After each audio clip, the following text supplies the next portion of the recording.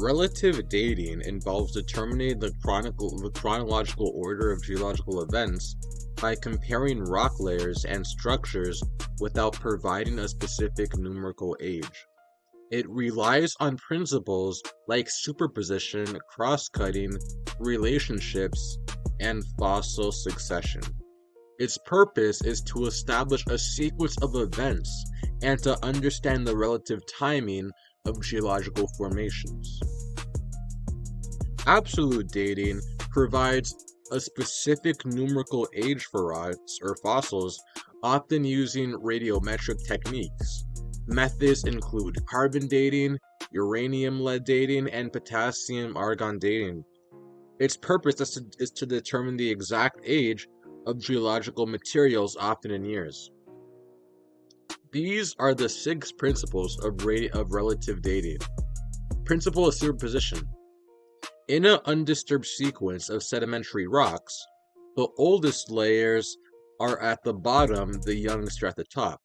Number 2, principle of original horizontally. Layers of sediments are originally deposited horizontally.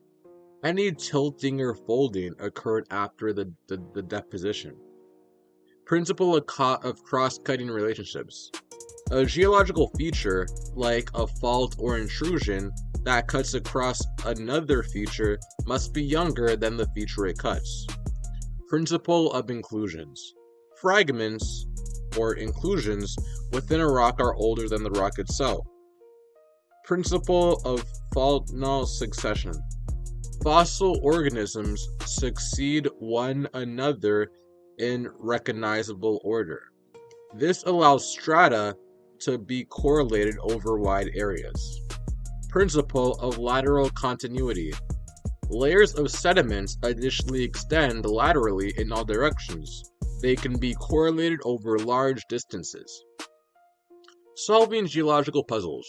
When relating geological units and processes in chronological order, number 1, identify and use the 6 principles of relative dating to determine the sequence of events. Number 2, assess the type of rock and fossils present to the correlate strata and determine relative ages. And 3, analyze the geological contacts to interpret the order and timing of formations.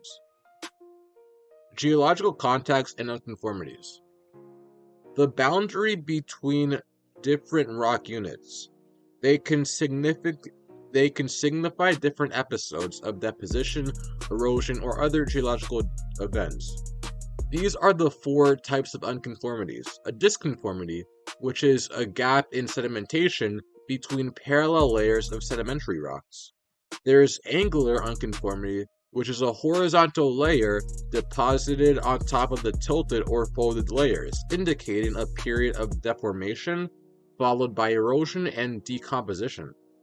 Nonconformity. Sedimentary rocks deposited on eroded igneous or metamorphic rocks. And paraconformity.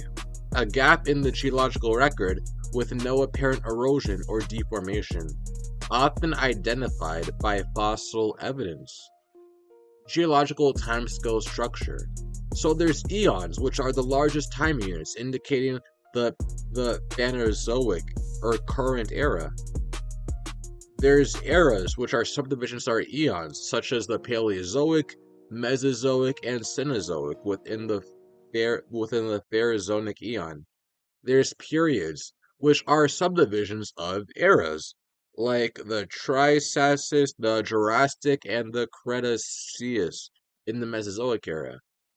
And last but not least, there's epochs, which are subdivisions of periods, such as the Holocene, the Paleozoic, and the Quaternary period of the Cenozoic era.